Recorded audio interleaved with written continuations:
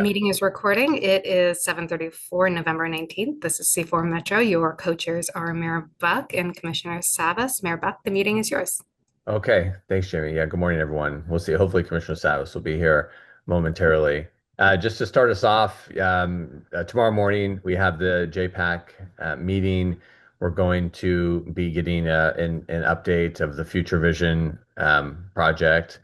Um, uh, JPAC, at every JPAC meeting at the beginning, they review the fatal crash data from the prior month, and JPAC members had asked for um, kind of a better, I think it's by county, they kind of display it by county, but wanted a better idea of more specific information. So Metro staff has prepared a dashboard of sorts that is going to lay that out by jurisdiction, tracking some of that, tracking that crash data. And then they prepared just a kind of a safer streets memo, going over a lot of the work I know many of us are doing in our jurisdictions.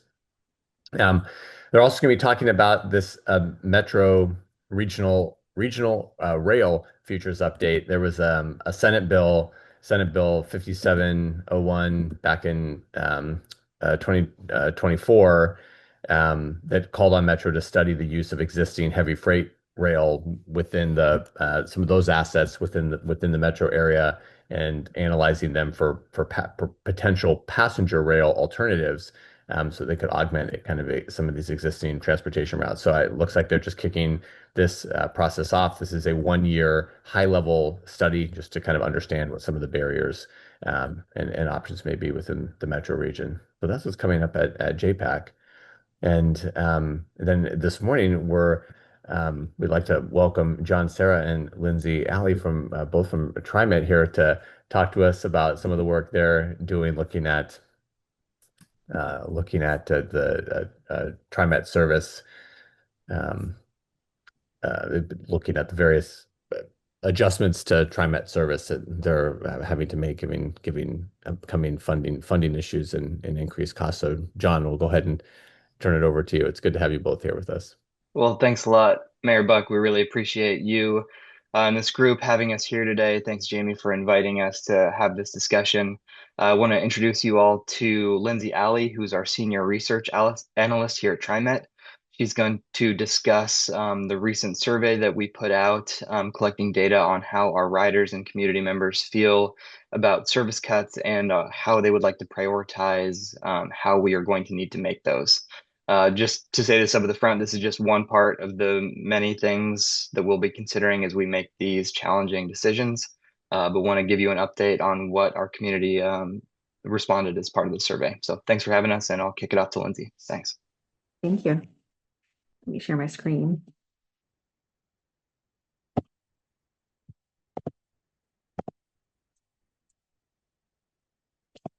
Hi. So as John mentioned, I am a senior research analyst at TriMet. I'm also a proud resident of West Linn and Clackamas County, so I'm a big fan of all of your work. I spend a lot of time in your areas, so I'm glad to be here today. So we are discussing the potential service cuts. I want to be really clear that we are in very early stages of a multi-phase project. We want to have community sentiment and priorities in mind as we make decisions. So this first phase I'm going to present today is very high-level questions that we asked people to get just a sense of the types of options we might consider moving forward. So the purpose of the report today is to share community feedback on types of service cuts to help balance TriMet's budget as we approach this fiscal cliff. We want to discuss how we communicated proposed changes to the community and gathered input through research. And these priorities from the community will help to inform potential service cuts and also help inform our community engagement team and our communication teams with how we think about how we're relaying the information to the public and how we're going to be educating them throughout the process.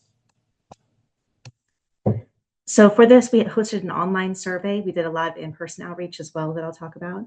On the back end, I did a mixed methods analysis to combine the qualitative and quantitative findings to get a sense for how people prioritize the cuts that we could consider, and then also why they thought about them that way and what we can learn from their feedback.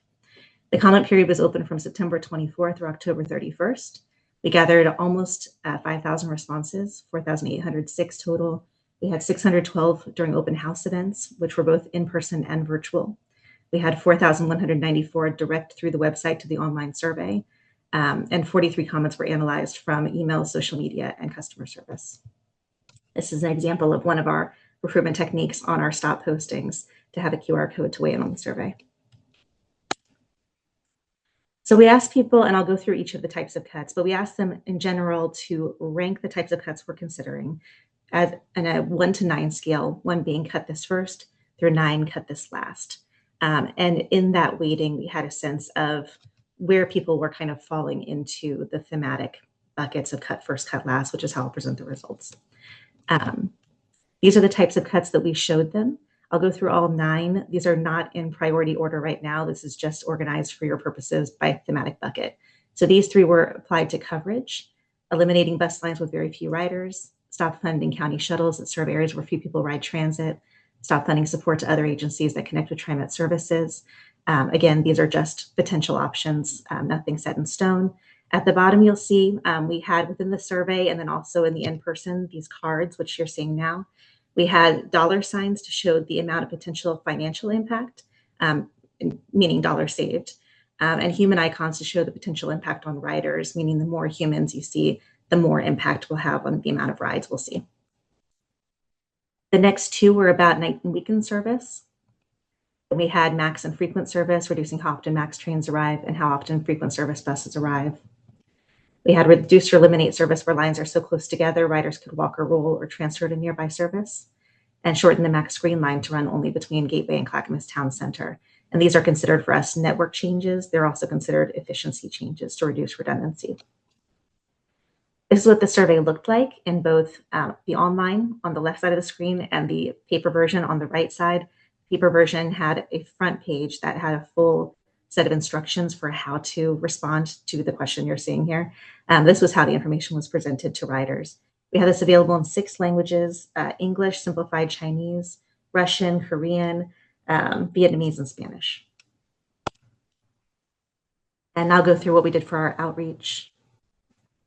We had a lot of different online outreach. This is an example of our fantastic Tia York did a lot of work with the news networks to make sure we had broad coverage across a lot of different channels, asking riders to weigh on the service cuts and providing the link to the website. We also did a lot of social media posts. We did a lot of in-person information cards as well. As far as the online outreach goes, we saw 539,758 total eyes, meaning impressions and opens on our e-newsletters and our social media channels. So there's the amount of people who saw the information. We had click-throughs of 153,700 to our actual website, and that equated to the 4,800 who actually took the survey. For open house events, we did, again, both in-person and virtual. We had 5 events held via Zoom, 2 in the afternoon and 3 in the evening to accommodate schedules.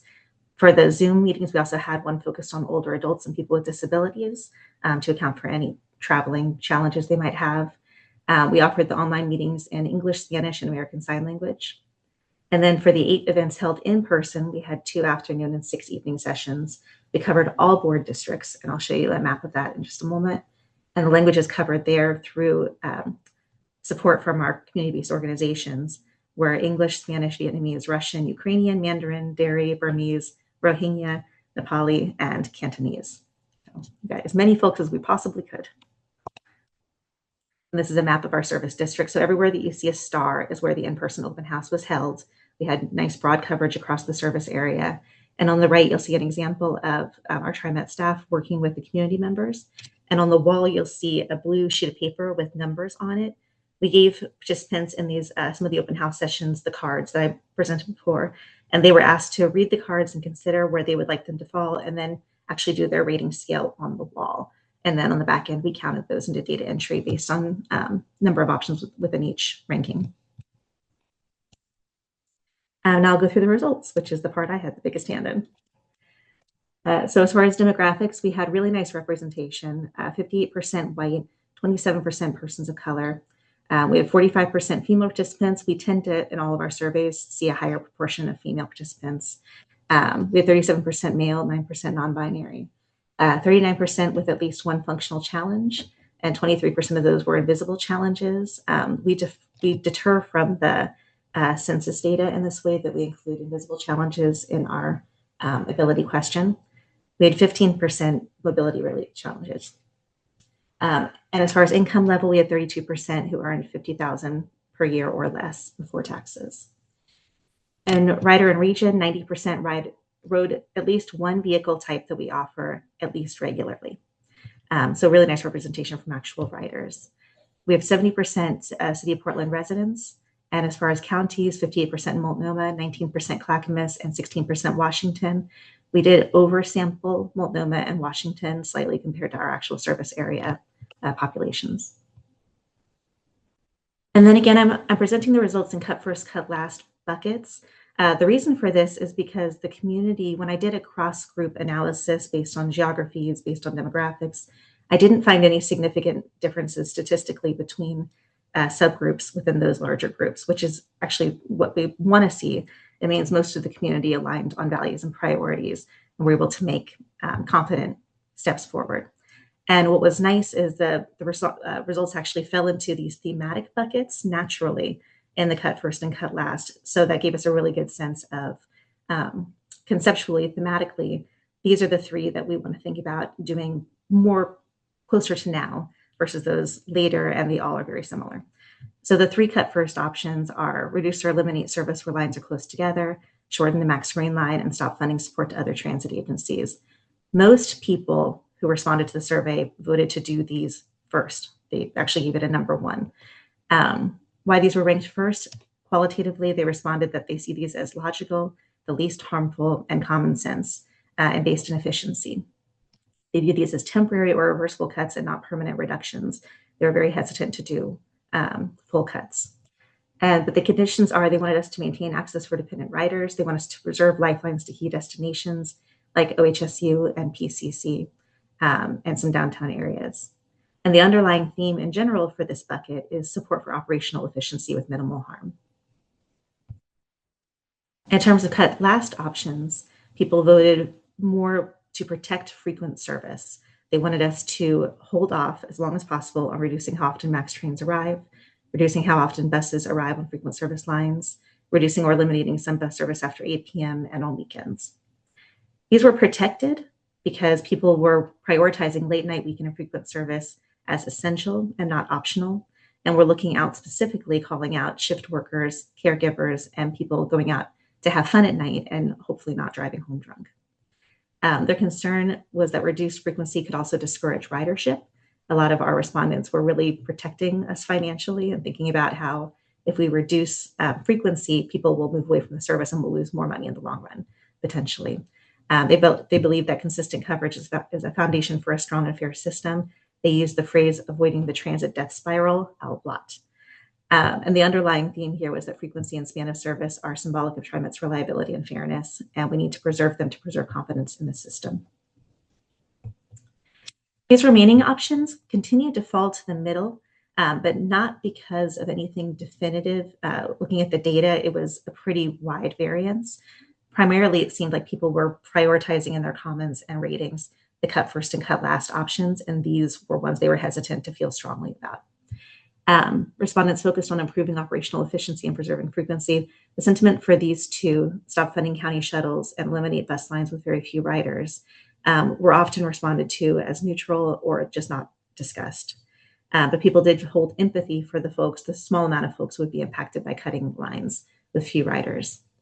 They did offer some additional options, like if you need to cut service in those areas, consider short buses or a smaller transit service rather than cutting the full line. The underlying theme here was strong concern for the small proportion of riders who would be affected by these cuts and a push for data-driven, conscientious decision-making. As far as core priorities, looking at all the qualitative data as a whole and extracting themes, people showed rational support for efficiency cuts. They felt the cuts were smart stewardship. They felt they had higher impact per dollar saved, and that the overlapping lines feel unnecessary in dense areas, especially urban areas like downtown, where we have many stops within the same couple of blocks. As far as fairness and practicality, efficiency-oriented cuts were viewed as acceptable only if they didn't limit access to essential destinations or burden vulnerable riders, and that the walking distance needed to be reasonable where accessibility was limited. and in short distances, like within a half a mile of the current stop locations. One of the great quotes I pulled here, the main strategy I used for prioritizing was reducing redundancy without eliminating service. The MAX has a lot of redundancy.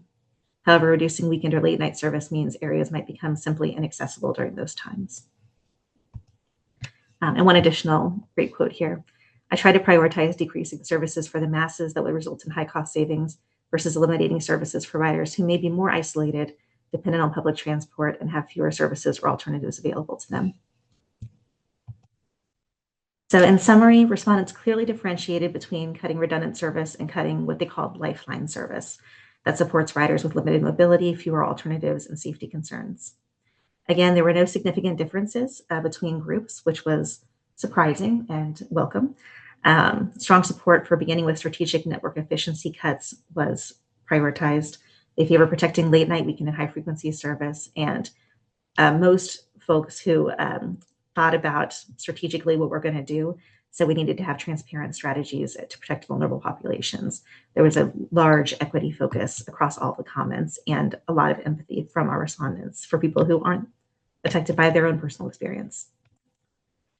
As far as next steps, again, this is just an early phase. We're going to have another survey coming out in January 2026 with more specific types of cuts in mind. And they'll ask people to weigh in on and get a sense then of how they'll actually be impacted and how large the impacts and the need for outreach will be.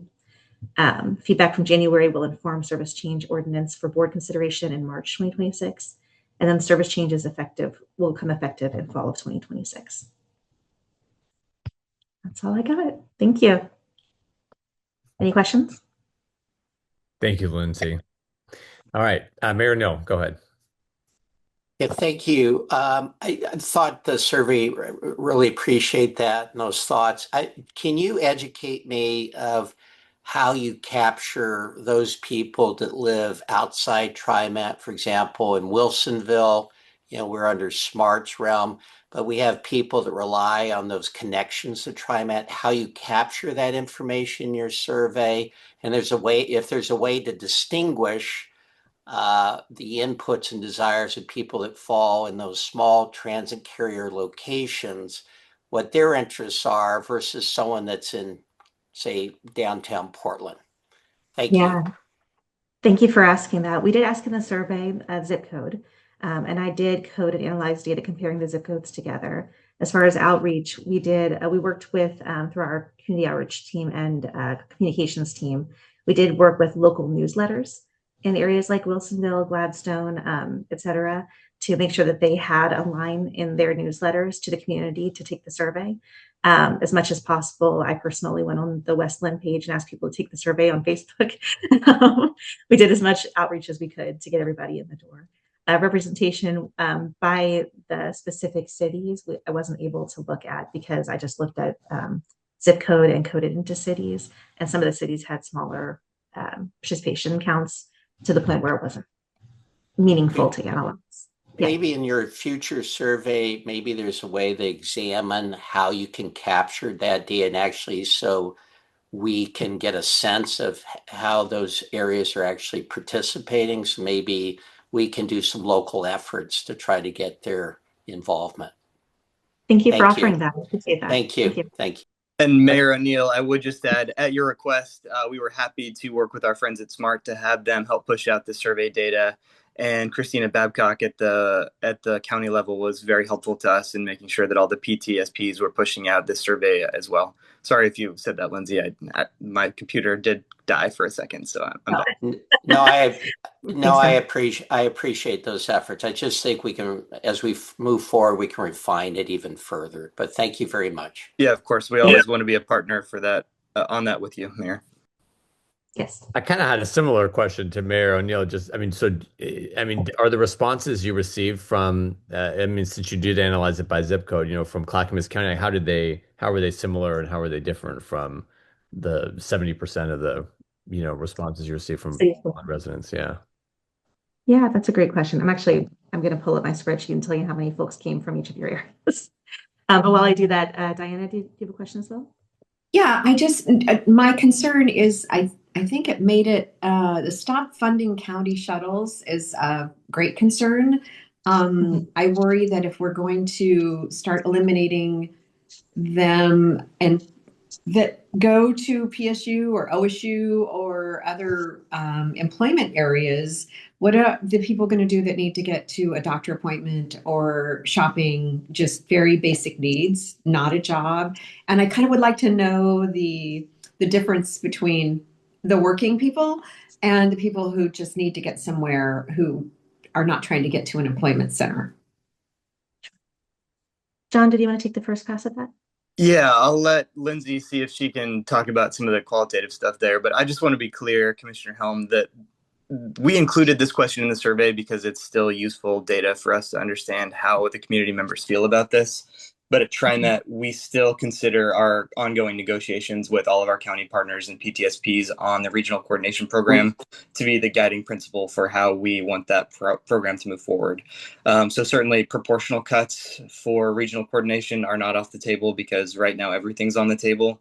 But right now we're not planning on cutting that or anything else just because survey data says that, because we still want to manage this program in coordination with you all. So really continue to look to the negotiating process on that with TriMet and all of our other partners for how the future of that program looks. If I could say one thing about how we did this on the government affairs side, I would have liked to have made that clear to you at the beginning of this, and would certainly want to do that in the future as we have conversations like this. So that's my part for the community for the regional coordination program. Thank you. Yeah, I appreciate that. Yeah. I'll pick up from there as well and say that the next phase of the survey will have specific cuts we'll be looking at, and the questions there will be more focused on how will you be impacted if this cut that pertains to you is made. So I'm linking the what line or shuttle or whatever do you ride, and then these cuts are what we're thinking about doing for your area. How will that impact you? What are you going to do as a contingency plan? Do you have one? And we'll really dive deeper in that way. I can tell you as of right now, that option is not in the next phase of the survey. We're not considering it at this time, as John said. Okay, thank you. Yeah. Paul? Yeah, I'll be as diplomatic as I can here, but I just want to say after reading the questions of the survey, I made my concerns, at the very beginning. I know a lot of other people did, but frankly, the way that was written, that was skewed. Some of those questions were designed really to get the response that they got. So I don't understand, or I don't know how we put value into the survey. If I would have written some of those questions and steered it towards a service that you didn't want to provide, we could have done that. We could have said, hey, geez, if X line is not performing, should we stop it? Well, the answer is obvious. Yes, you should. But to write that in for local shuttles, those are lifelines for people, period. I don't care who's, what kind of service it is. If people rely on it, we provide it. And you tell folks in the question, the leading thing, if they're not working or they're not efficient, they ought to be cut. Well, I mean, it's leading. I'm sorry. I'm just going to be really, really direct. I don't see that this survey really did a lot of value when you skewed the questions out of the gate. So to me, it almost dismisses the conclusions, in my opinion.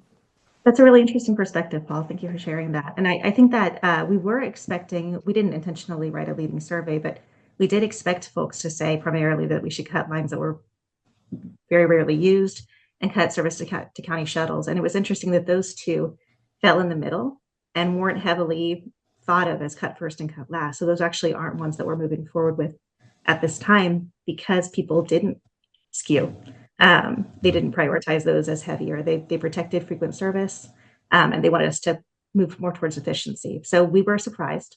We're moving forward with their feedback, but that's interesting to hear that it seemed like it was skewed. Thank you for sharing that. Okay. Mary? Thank you. I was thinking somewhat on those similar lines as Commissioners Helm and Savas just pointed out, not necessarily about the survey itself, but I'm thinking in a bigger picture way.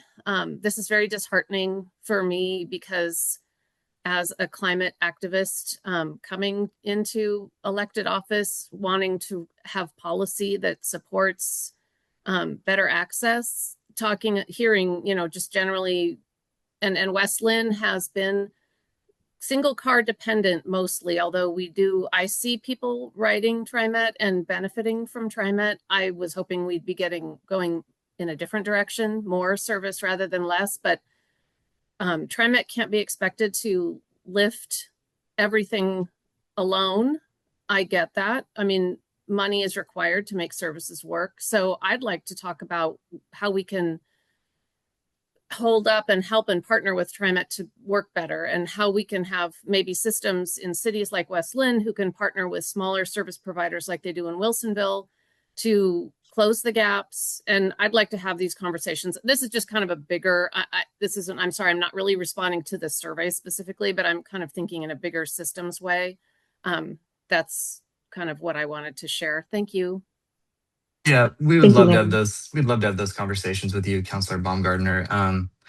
Yes, we also wish that we were in a different financial situation and worked hard during the last state legislative session to secure the funding that would have been necessary for us to maintain the service that we have and work to grow it in communities like yours, including additional funding that could have been available to the regional coordination program to do some of that work to cover more last mile gaps that we know that we have in our transit service in your communities. So we share your goals. We want to be a partner with you on that and want to continue that conversation with you. All of you, for that matter. Mary, line 153 is my line, so I don't want to see it go either. And I will say Karina Solis from our team is trying to work with Rory and your colleagues to create stop maintenance agreements right now. So the more you can help us, that would be great. Thank you. Always call me. I'm happy to advocate and do what I can. I do appreciate that mostly the buses often are mostly empty driving through West Lynn. I mean, West Lynn has just become car reliant, and then it just keeps on filtering for and creating more. But I really want to participate in changing that. Yeah. So thank you. I think it's a tough, situation in the, parts of the region with as we're going through this process. I mean, it's great, to really focus on what, the riders, especially riders who are so dependent on TriMet throughout this process. But then just in a broader sense, politically, I mean, it's going to be really challenging to continue to build support for funding the system if we cut services. I mean, if you cut services so much in areas, they're going to say, why are we paying for this at all? Right. I mean, they'll start asking those questions, right? Yeah. Jurisdictions will really start saying, why are we paying into this system if we don't even have a line, or we have one bus that's carrying 50 riders a day? Why are we, employers will start saying, why are we paying? What are we paying for here? So, I mean, that's tricky. And I mean, goes to the point about county shuttles. I mean, there has to be, I just think that's a huge consideration. Otherwise, it's going to be very challenging, as we see even just right now. It's challenging getting the funding for TriMet over the political hump for that reason. So if you keep eroding it, I think it could be dire. And if you can't build it, they can't come. Yeah. So it's, but Mayor Milch, please go ahead. Thank you. Touching a little bit on Councilor Baumgartner's question too, and an ideal transit system with unlimited resources, you'd have a significant number of people who could mainly make public transit their exclusive form of transportation. They would be completely car independent. But most of us are, like she said in her community, somewhat dependent on a car. So a lot of people have a car. I didn't hear this in your questions, but did your survey ever talk about the system becoming more efficient by providing more park and ride locations or more adequate parking near main transit lines so that the people who use their car to get to the transit system can then, depend on the system beyond that and at least reduce the number of car vehicle miles traveled? I think that's a great point. We did not ask it in this survey. We do have a lot of park and rides already that are underutilized, and that may be more of an education issue moving forward. But I'll consider that for the next phase of the survey as well. That might be a way that people are impacted that I can list as a menu of options. Yeah, Thank you. Mayor Milch, I'm happy to follow up with you with a little bit more information about that because it's something that we're studying pretty intensively here at TriMet right now. We have found that after the pandemic, people did not come back to our park and rides. A lot of those people who are choice riders, who have cars, who are going downtown 2 days a week for work, who probably rode 5 days a week before, they're not using our park and rides like they used to. So we're trying to figure out actually how we better use the land that TriMet owns, working in partnership with counties and cities to do transit-oriented development projects, which I've heard you express interest in the past. So there's actually a lot of interesting work that TriMet's doing on this topic and would want to discuss that with you more if you're interested. Well, that's good to know. Thank you for sharing. Okay. Commissioner Mitchell. Two things, and I may have misunderstood, but Lindsay, I think I heard you say that you oversampled Washington County and Multnomah County, which means necessarily that Clackamas County was undersampled. And the other thing, I should say that. It was not an intentional oversampling. Yeah. But it was oversampled in the results, though. It was. Okay. The other thing, and I have to admit, I'm missing a piece of information that I don't know, and that is how many of the other agency in the cut first, one of them was stop funding other agencies. And I know there are more of those other agencies in Clackamas County than elsewhere. Honestly, the information I don't know is how many of those TriMet provides funding to, but it appears, since we have more of those agencies, that once again Clackamas County could get hit harder with those kind of cuts. Yeah, at this time we're not moving forward with those kind of cuts. John can speak more to that, though. It was an option to include in the survey, but it's not one that we're moving forward at this time. But John, do you want to speak to that as well? Yeah, Commissioner, just to reiterate, I think you're right to identify those things, but I just want to reiterate from my previous comments that we're continuing to negotiate the future of the regional coordination program and how we can all move forward together supporting that program with the county and our PTSPs and our partner transit agencies like SMART. So we're really looking at that as the way that this program moves forward, not just the results of these surveys. So. Thank you. Councilor Anderson, good morning. Good morning, y'all. Yeah, just to clarify, John and Lindsay, you've talked about this already, but to meet the needed cuts that we would have to make, the first three options that you mentioned are sufficient. You wouldn't explore any of the other neutral options? I'm sorry, I missed the second half of your question. Can you repeat that? You wouldn't consider at this time any of the neutral options. You were just considering the three kind of priority cuts.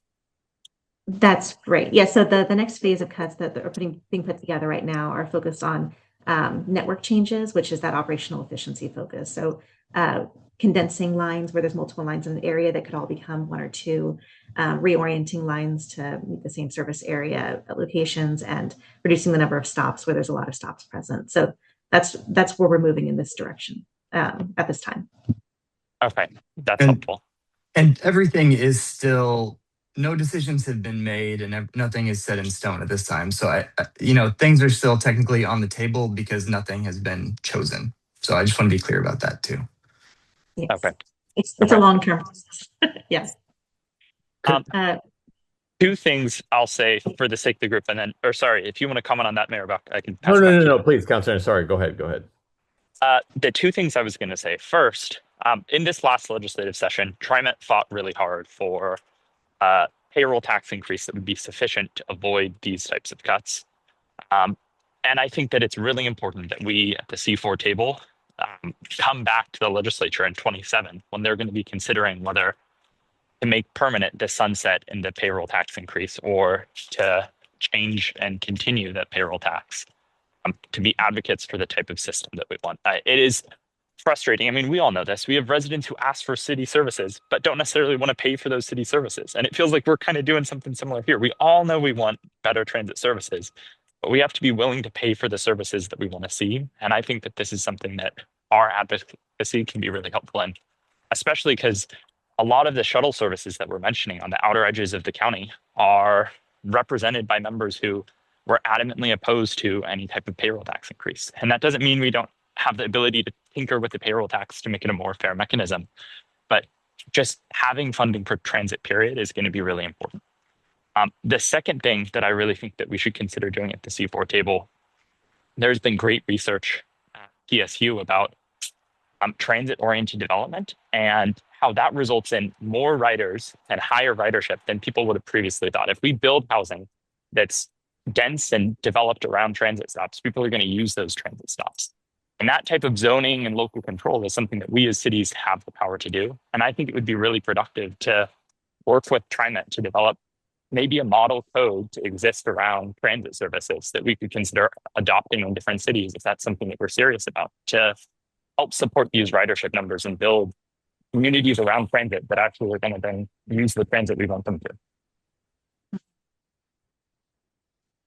Thanks for your comments, Councillor Anderson. First of all, you just reminded me that I have a bunch of information that I would like to share with you, and I will do that after this meeting. Second of all, we appreciate your advocacy and all the help that you provided at the during the legislative session last year. It was unfortunate how that turned out. We do want to go back to this late state legislature in the future and work to secure the funding needed to maintain the service and get to a place where we can grow it again. We appreciate your partnership in that. We appreciate everyone's partnership in that. And for Mayor Buck and others out there who are feeling that there's a question about the value of your service in relation to the taxes that you're paying, we want to keep having those conversations with you. Make sure that we are working together through these cuts and making sure that you and your communities are benefiting and understanding the value of the system. Mm-hmm. Yeah, it's critical. Could I? Oh, sorry. please. I appreciate the shout out for. Thank you for shouting out my colleagues at PSU. We do a lot of work with them on the research side as well, and they're doing fantastic work. Thank you for saying that.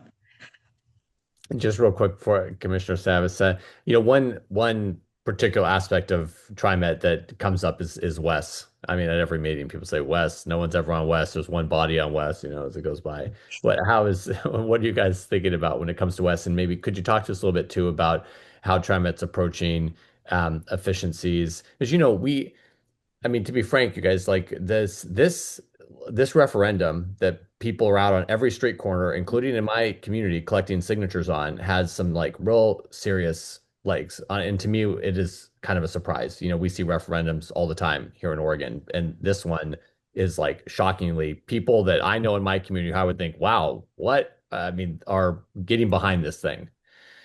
And it's not because they don't believe in the transportation system or they don't want Oregon to fund road repairs. It's that they do not trust the institutions of this state, right? Mm-hmm. And so, throughout this entire process, this trust building is going to be critical. Like they have to trust. They do not trust that the money that they're paying in taxes is being wisely utilized, and they are getting behind these efforts. So I don't have the answers on how you do that, but that's the broader sentiment. It's not just as simple as we don't have enough service, or it's more complicated than that. And so my question is kind of like, what is TriMet doing as an organization to make itself more efficient, to show that it is being a good steward of taxpayer dollars?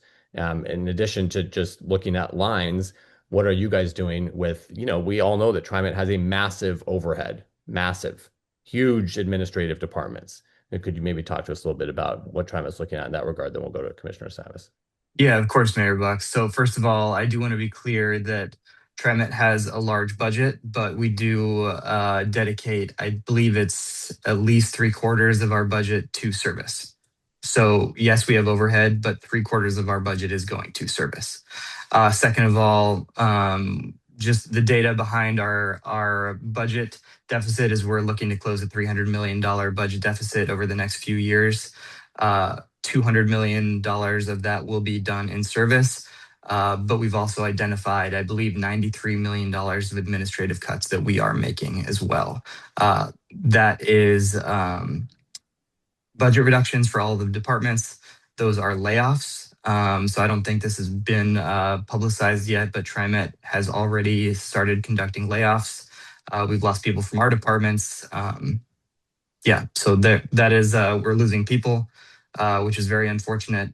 We are certainly not just dedicating this cut to service. We are looking very seriously at our administrative budgets, like you said, and making very hard decisions. I don't know if you have more comments about that. I'm happy to talk about that here or offline. You'd also mentioned WES.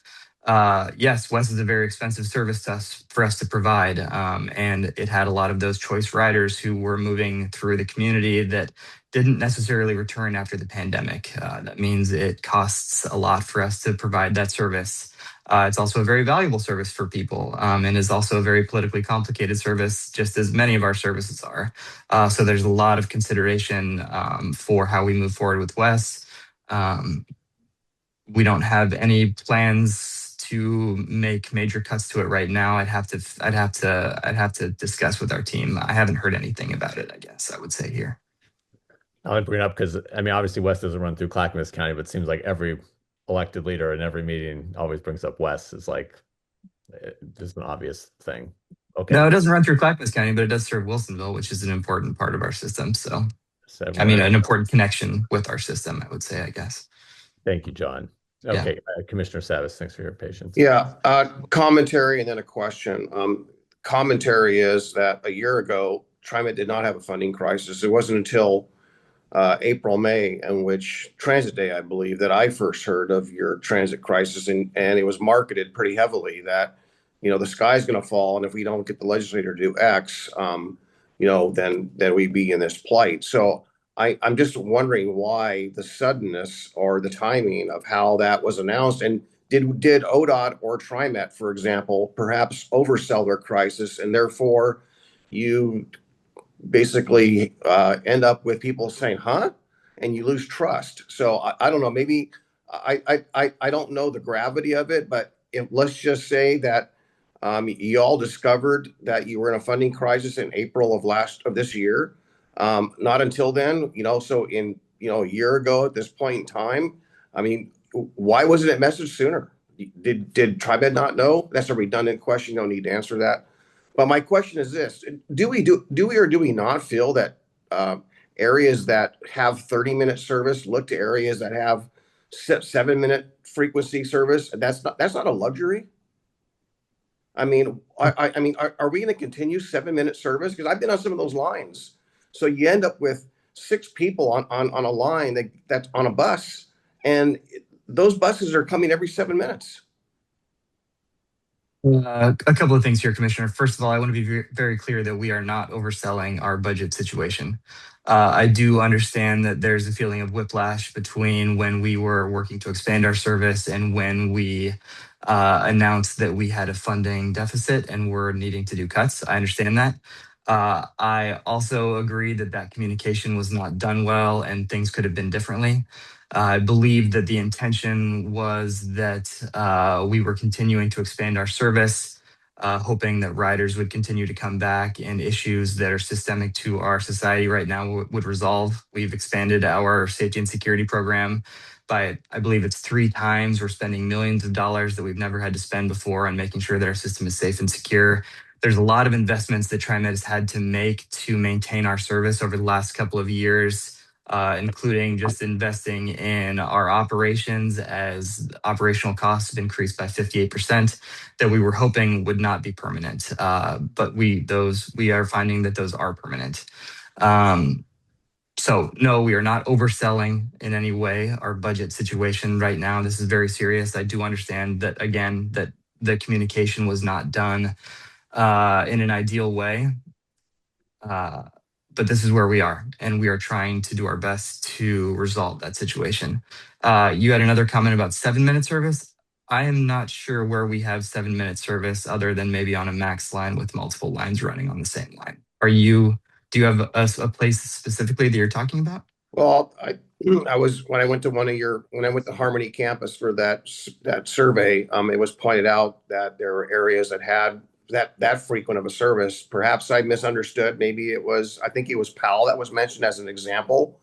where there's 7-minute service, but let's just say it's 10 minutes. I mean, it seems to be frequency when it ought to be re-examined to make sure it's more fair, equitable around the region, or that frequency is based on, hey, our bus is full, so we better come more often. But the reality is that where there's frequent service, there's not full buses. So why is it so frequent when other areas have to wait a significantly longer time for a bus to come? Well, Commissioner, I think on FX2 on Division, our headways are 12 minutes. And that is because that is our FX, that is our only BRT line currently. We have an agreement with the federal government who helped fund that project to maintain a certain headway on that alignment. So that is why frequency is that way there. It's also one of our busiest lines on the entire system and utilizes that alignment. Those buses are full and well utilized throughout the day. It's one of our most successful lines on the entire system. There may be places where trains are, like I said, trains are coming every 7 minutes because there's a blue, a red, and a green all in the same place. So they're all going the same direction, and you can catch one every couple of minutes. That is one way that we are looking at. You saw that one thing that we're looking to do is truncating the green line so it ends at Gateway instead of going all the way downtown.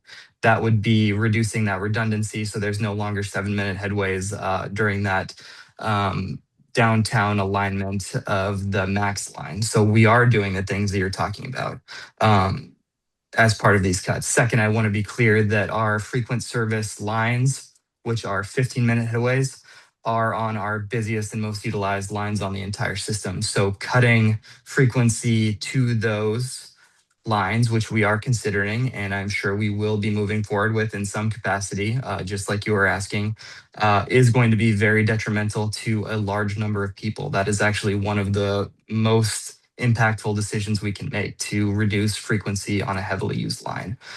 Because if it's not, just as you said, if it's not coming at the frequency that people need it to, it's not useful and people can't use it. So I just want to be clear that these are all challenging decisions. We are looking to them all at how they can be used as a menu of ways that we can address the deficit that we have. But they are all impactful for people. And we're trying to figure out how to move forward as best we can. So, John, what's the frequency on line 72? Line 72, that's going to be about 15 minutes right now. What has it been?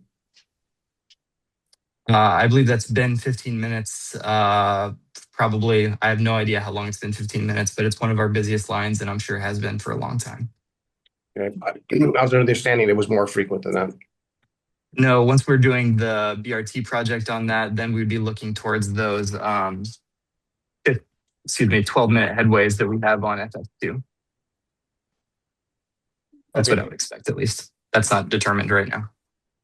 Thank you, gentlemen. Just to keep us on schedule here, last final question from Mayor Milch, and then we're going to move to a TPAC update. Mayor Milch. Just to clarify on the 7-minute issue, I think that refers to if most frequent buses are on a 15-minute time. And if you're lucky enough to arrive 1 minute before the bus leaves, your wait time is 1 minute. But if you're unlucky enough and you get there 1 minute after the bus has left, then your wait time is 14 minutes. And if you start averaging those wait times, 7 minutes, half of the frequency is usually described as your average wait time. And that may be the figure that was referenced in an earlier discussion. That may be true, Mayor. That would make sense to me. Okay. John and Lindsay, thank you both very much for taking the time to be here and engaging with us, your continued engagement with us on this really important topic. John, like you said, I mean, there's no easy answers here. It's really challenging situations. So we really appreciate you all both answering our questions and hearing some of the feedback and being here to present these updates on your surveys. And we look forward to talking to you again real soon. Thank you. You all are fantastic stewards of your community's feedback. So thank you for advocacy. I appreciate it. Thank you. Thank you. Thanks, Mayor. All right, Jeff, Will, good morning. Hello, What's good going morning. on at TPAC? Good morning. I guess I can take it away. I'm Will Farley with City of Lake Oswego. I represent the cities of Clackamas County at our Transportation Policy Alternatives Committee meetings. I speak fast so not to take up too much of your time. On our last TPAC meeting on November 7th, we had our fatal crash update that said in the month of October, we had 11 fatalities through the Clackamas, Multnomah County, Clackamas County, and Washington County, two of which happened in our county. We got an update that there's a public comment notice for 3 proposed amendments to the 2023 RTP, or the Regional Transportation Plan, to incorporate the locally preferred alternative transit routes and information regarding the 82nd Avenue Transit Project, the Tualatin Valley Highway Transit and Safety Project, and the Montgomery Park Streetcar Extension in Portland. We also got some sad news or sad/happy news that Tom Kloster is retiring. So there's going to be a transition of the leadership at TPAC. Gene Seneschal Biggs and Kim Ellis will be taking over as chair and vice chair. I think we're all going to miss the music that we have before our TPAC meetings to kind of get us in the mood. Other things that happened at our TPAC meeting, we had some MTIP amendments that canceled the planning and construction phases of the I-205 Glen Jackson Bridge and reprogrammed approximately $3 million from climate reduction program funds to the Transportation System Management and Operations Group, or funds, which is TISMO. And then, much as JPAC is going to be receiving our update, we got kind of an overview of the Regional Rail Future Study, which is that legislative guided or mandated legislative study that on what rails we can use for heavy rail. And then we also got the demo of Metro's new fatal crash dashboard, both of which the TPAC's comments will be incorporated and provided to JPAC later on. Jeff, am I missing anything? I think you did a wonderful job. I would only briefly add there's a link in your packet to that dashboard tool that Metro has developed, and it does allow filtering via types of crashes and by kind of jurisdiction. So you can filter the tool to be specific within communities within the county. And there's also a bit of safety work happening around the county and within each of your own communities. And we're going to try to bring a little bit more of that into CTAC next month. You're supporting a technical group, so we'll try to match that theme that TPAC is taking with increased look at safety work too. Mm-hmm. Thank you, gentlemen. What are the updates? I was kind of thinking maybe at JPAC they were going to have on the agenda updates on the projects that were partially, funded through the RUFA dollars, but it's not on there. What did they say about 82nd TV Highway and Montgomery Park? Yeah, I'll offer, I think the notes there are a little bit more of a formality of those 3 projects going through the locally preferred alternative process. And so it's not necessarily any new decisions. It's just kind of following up with some of the more formal parts of recognizing those projects that have already done that work. And so that'll be into the months ahead. Okay. So no, they didn't talk, nothing on the funding of the projects. Not specifically on the funding, no, more of just the planning process. Oh, okay. I was on the rail, sorry, I was on that rail project, are they looking at all? I mean, is it really just freight, specifically freight rail to passenger rail conversion possibilities? Yeah, like rail to pedestrian facility conversion, nothing like that. No, it is specifically that looking at what current rail corridors that are used for freight could also potentially be used for any passenger rail service in future. Yeah. And so they are looking at a range of corridors that may only see a couple of trains a day or, lighter use and just kind of looking for opportunities. So it is definitely a study that has been fast during this current calendar year. It's wrapping up next month. And it does not necessarily come out with specific recommendations, but rather a little bit of a menu of options of the types of investments that would be needed if those things were to continue to be studied into the future. So it's a very long-term effort that would have to be continued for some of those things. Okay. Well, thank you. But does anyone have any questions for Jeff and Will? Okay. Thanks for being here, gentlemen. We appreciate it. Okay. So I guess get back to my agenda here. Okay. We are right on track, moving into the impact portion of this meeting. MPAC is meeting tonight, a week early because of the holiday. MPAC is hearing an update, so like JPAC on the future vision work. And we're going to be taking some votes on whether or not to recommend two items to the Metro Council. One is the regional housing coordination strategy, which Jamie and Laura are going to talk to us about here this morning. I think we've all heard updates on that project before, of course, and then the next is the cooling corridors study, kind of making a final recommendation there, as well as something else I think we've all heard the presentation on. So we're going to talk about the regional housing coordination strategy. Laura and Jamie, the floor is yours. Good morning. Good morning, Laura Turway, City of Happy Valley. I'm tech rep for Clackamas County, other cities other than the top two, highest in population. Jamie, do you want to introduce yourself? Good morning, everyone. Jamie Stasny, Transportation and Land Use Policy Manager, Clackamas County. All right. Let's see. So we're just going to go over the actual strategies in the the regional housing coordination strategies.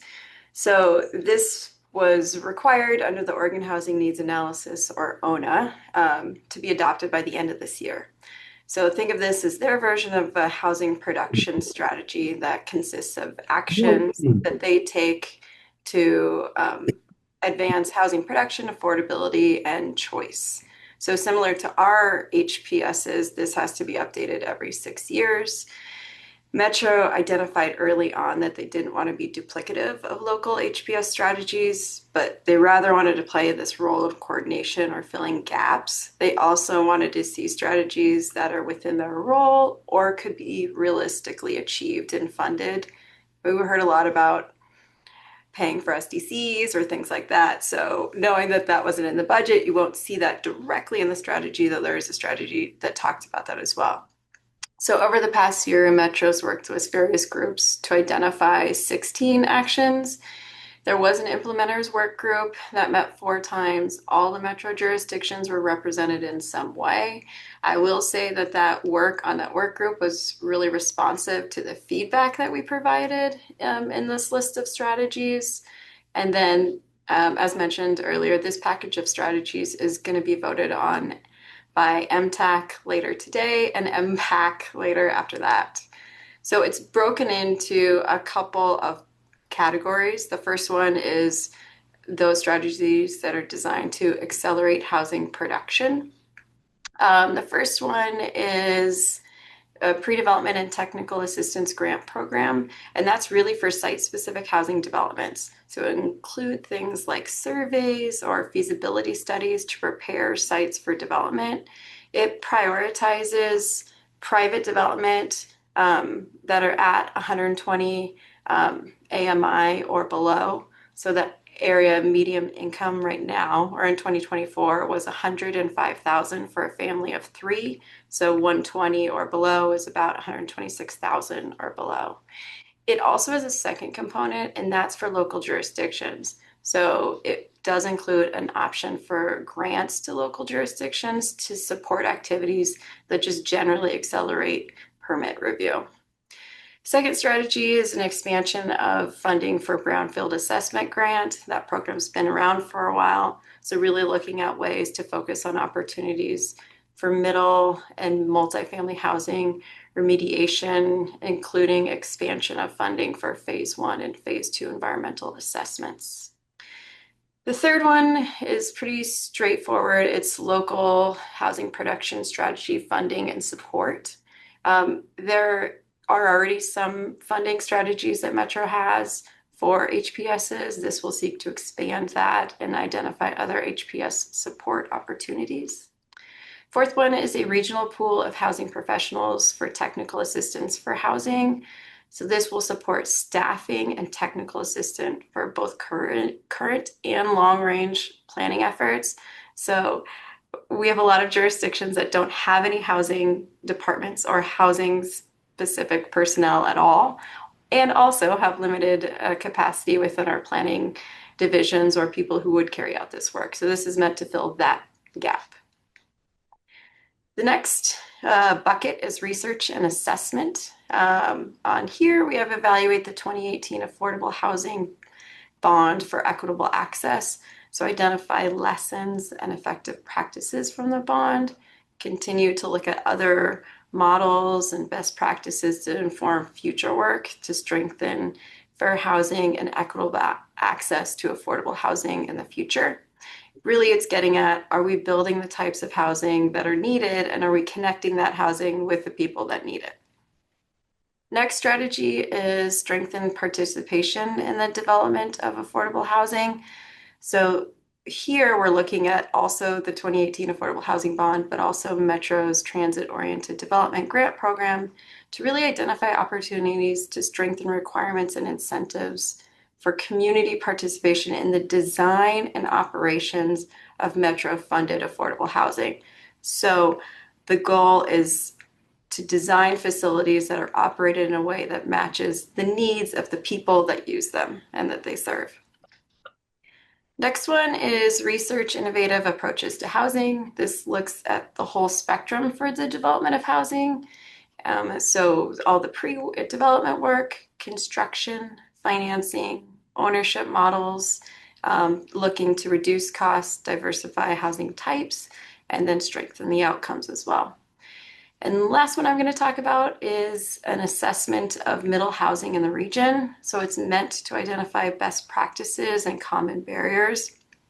Also, it will seek to understand how affordable middle housing has really been now that it's been constructed in the region. And as a result, they want to produce a guidebook on middle housing that local jurisdictions could use for reference. Jamie will now highlight the remaining 8 strategies. Thank you, Laura. Yes, so the next strategy is the affordable, oops, sorry, is that, I think I'm doing number 8, aren't I, Laura? I don't have the numbers on here.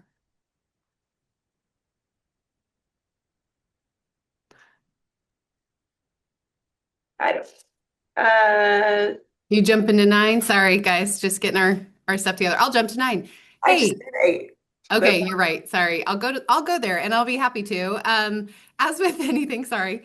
As with anything, this has not necessarily always gone smoothly. I think Metro, I just want to make a couple comments from the county staff side. Metro has done incredible work trying to coordinate around this effort. As Laura said earlier, they got some strong feedback from partners that we don't need any more work. We need help. So we all have these housing production strategies that we're required to do. This is just kind of to help coordinate those and pull them together, but it shouldn't add any more work onto the local jurisdictions. As I'm sure you're all hearing, we have plenty of work already.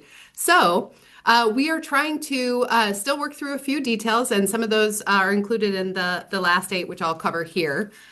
First is the affordable housing operational stabilization strategy, excuse me. So this will help us develop and coordinate on affordable housing. I will say actions 9 through 11, which will be this one and the next 2 I'll cover, really bridge over to the SHS side of the conversation and really required county staff and other staff to coordinate closely with our partners, which aren't necessarily in our departments, right? There's a lot of cross collaboration and conversation going on, which I think is a good thing. The challenge is we'll be voting on this at MTAC today and Impact this afternoon, and we didn't have a lot of time to have those conversations. And things were changing as late as Monday of this week at noon. So we received some updated information on actions 9 through 11, which is this one and the next 2, literally at noon on Monday, and had to have a huddle Monday afternoon to try and work through some of these things. Our partners at Washington County have a lot of concerns about number 10. They also had concerns about 9 and 11, as did our housing folks, but we've worked through most of the details there. So first, I'll just share that there is a line within number 9, which is this affordable housing operational stabilization strategy that Washington County would still like to see removed. And I anticipate today at MTAC that there will be a motion to that effect. That line in here is the line that says changes to policies such as rental assistance payment standards. That is causing a lot of hackles to go up among the housing folks. So that edit has been requested and has not yet been made from Metro's side. So I anticipate Washington County will make that motion today to remove that language. But essentially, this action number 9 is about trying to stabilize affordable housing operations and working to respond to all of the challenges that are coming up. Work together all sounds great, but as we all know, devil's in the details, and that line is causing a lot of concern among our partners. So anticipate seeing that request being made today. The next item, number 10, is improvements to voucher and other rental assistance policies and implementation. That's trying to address portability challenges, shifting market conditions, and impacting affordable housing, and the ability to connect available vouchers with the vacant regulated affordable housing units. This one also, as I mentioned, is raising some hackles and concerns. I anticipate our friends at Washington County to make a motion today to remove this altogether. And as we all know, we're building the plane as we fly it, so to speak. We're trying to work really hard with our partners. What was revealed during the conversation on Monday is that we're just not there on this one, and there are a lot of remaining concerns from the housing folks. So I do anticipate there will be a motion to remove this. I also had heard potentially that there might be a kind of a negotiation going on to remove just the reference in this item to the housing choice vouchers. Those are vouchers that are federal HUD vouchers with absolutely nothing to do with Metro. So at the bare minimum, I think our team at Clackamas County and the Washington County team want to see that reference removed. But I think the consensus after the late call on Monday was remove number 10 altogether. We could still do it if we want to do it, but don't put it in this housing strategy that's being required. It really should live over in the SHS conversation world. And then number 11, this one was also a bit contentious, which is remove the Regional Affordable Housing Listing Service. I understand there has been a lot of negotiation and language changed, again, as I said, at noon on Monday. So we haven't had a ton of time to review it, but based on the late conversation Monday afternoon, it seems that folks are mostly comfortable with the changes that have been made. They can live with them. Still not huge fans of this one, but okay to keep it in here. But basically what this will do is support housing navigators and seekers to connect with information about affordable housing units so that they can meet their needs. And I think that one of the overarching concerns of all of this is who's doing this stuff and how much does it cost? Administrative, expenses are challenging to navigate. And as we're seeing this is a boatload of work. Who's doing this? How is it getting paid for?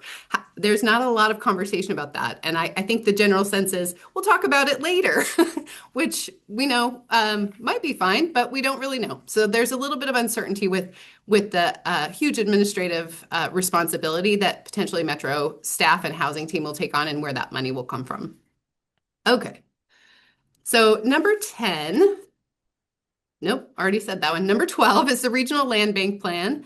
And that is the idea to develop a plan for the regional land bank to outline the framework, governance structures, operational guidelines to support cross-sector collaboration and investment, really talking about clear policy priorities and including considerations around fair housing, market conditions, and funding opportunities. So really figuring out how we could come up with a regional land bank. That one has not been, I would say, contentious from my perspective.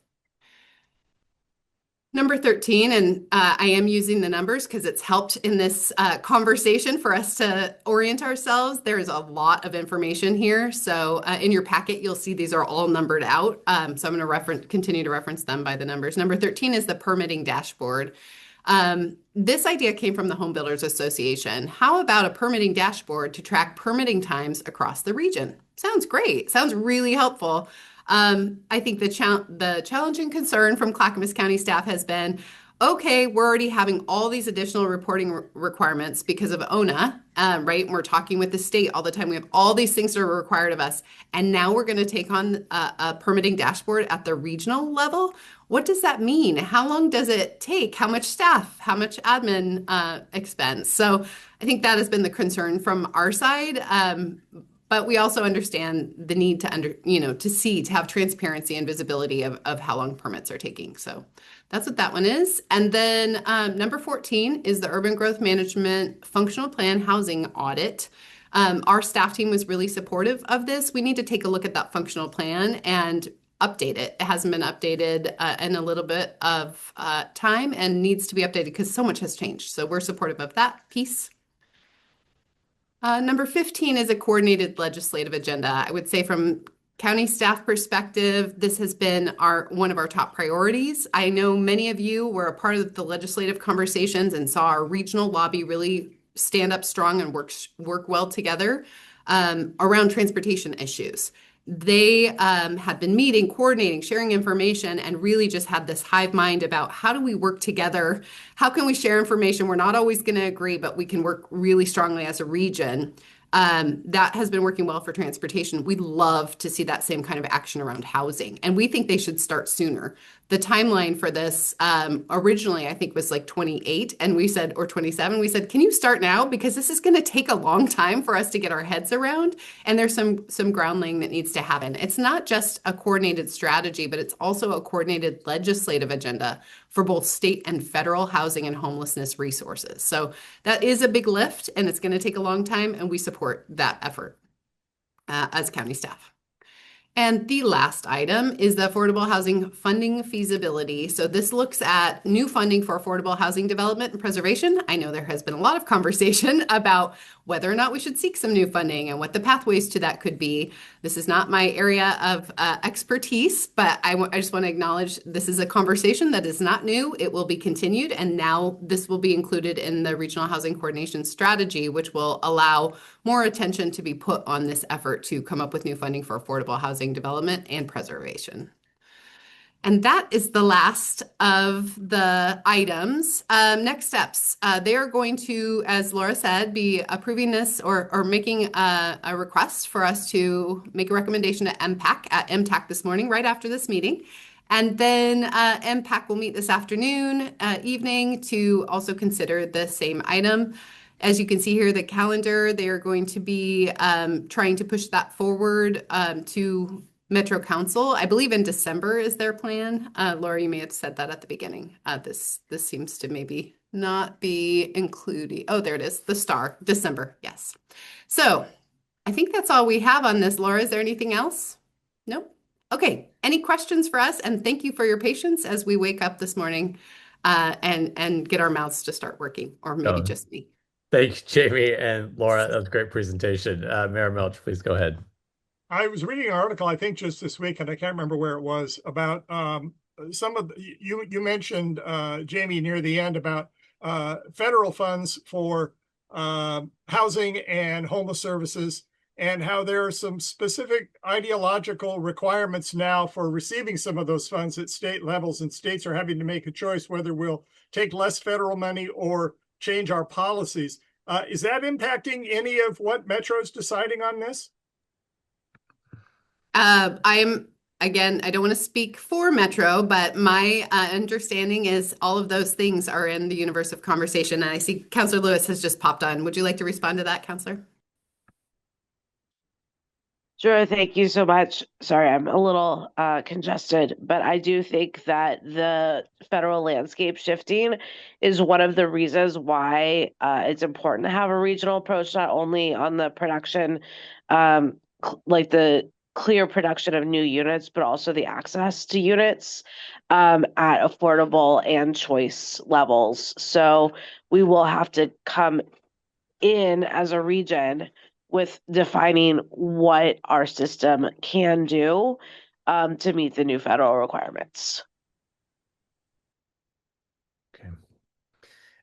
I have a question on, was any part of the conversation, we hear this kind of playing out right now in Portland, and it came up as we're trying to, we have a development project in town, partnership, with the city, trying to get funding for it, and it was just a real struggle, like getting folks to invest, in the project. And some of it was centered around, I mean, there's multiple factors, but one around, statewide and then kind of regional level, policies around housing that just discourage people from investing in housing, the type of investors that invest in multifamily projects, specifically in the region.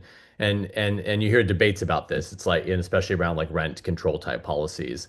And we were meeting with folks like, why is this such a challenge? I mean, this is a project in Lake Oswego. I mean, we don't have any kind of policies around specific to our community around this.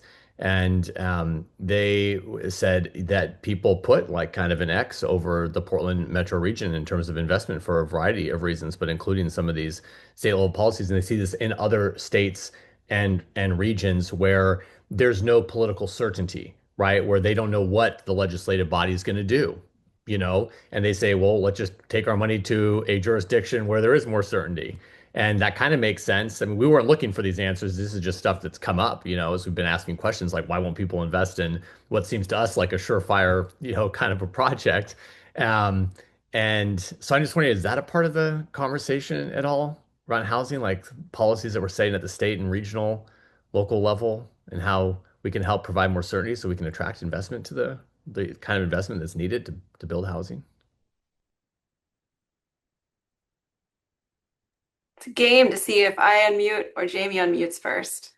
That's not directly, but I would say that plays into the legislative agenda. I did hear that exact same thing at the Home Builders Association meeting where the economist basically said it sounds like this area in general is more risky or less certain.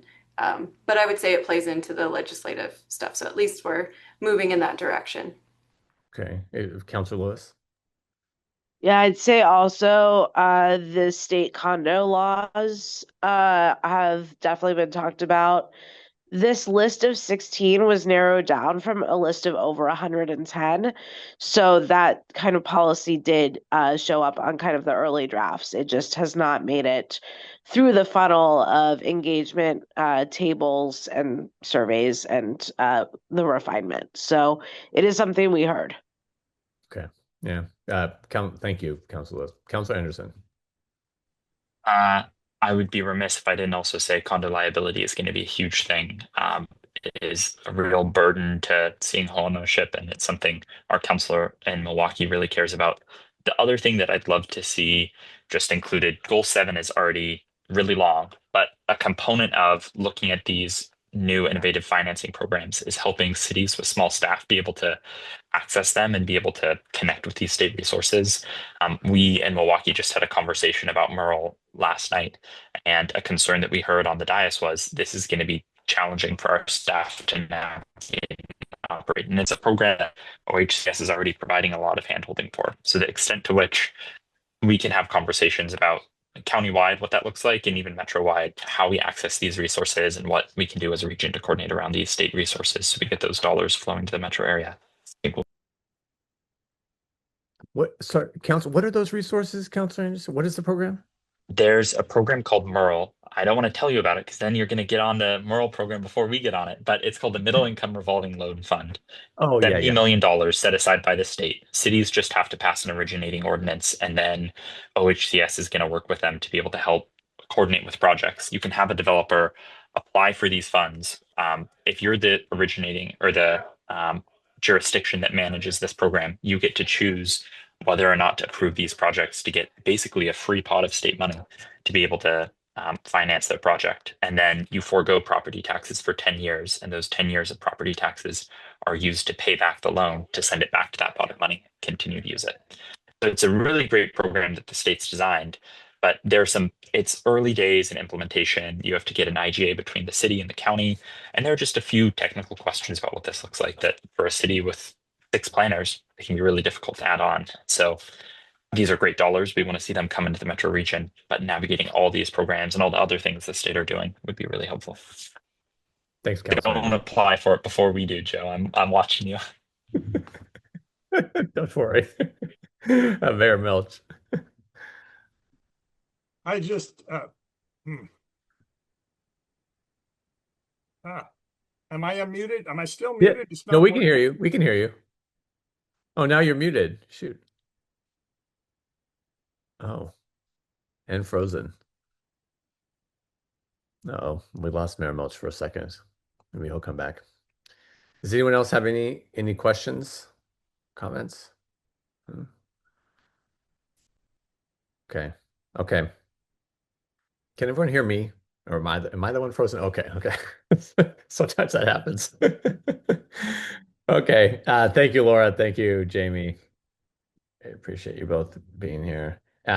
Jamie, are you going to actually, did you have any other general MTAC updates? Okay. Yeah, just wanted to share that, as I mentioned, we're meeting this morning for 9 o'clock. So in 6 minutes, we'll be hopping on to have a conversation. We'll learn about the Gladstone Town Center project overview. So that's exciting. We'll also be learning about the walkable design standards. And then we'll have that conversation about the regional housing coordination strategy. So just wanted to share what we're going to be up to this morning. Thank you for having us. That's great. Well, we appreciate hearing. We've heard so many presentations on the regional housing coordination strategy. This is the first time I've heard any feedback, so it's good. And we really appreciate what you all are doing at the staff level, especially around the efficiencies of some of these things and how they relate to some of the SHS work and that ongoing conversation too. So yeah, we appreciate it. Okay. Thank you. All right. Thank you. Mayor Milch, you're back. Sorry, do you have a question? Oh, but Can you hear me now? yes. Okay. Sorry, I disappeared. I just wanted to say thank you for thinking in terms of guidebooks and things that help local jurisdictions. We don't want to be duplicating our efforts. And like you mentioned, under middle housing, putting together something on some of the other areas too, that will be very useful. So thank you for, for coming up with tools that we can use at a local level. Thanks very much. Councillor Anderson. I'm sorry, I know you want to move on. I'll say one last thing. On your component about transit-oriented development, I know I saw it there, but I'm missing which. Oh, it looks like goal 6.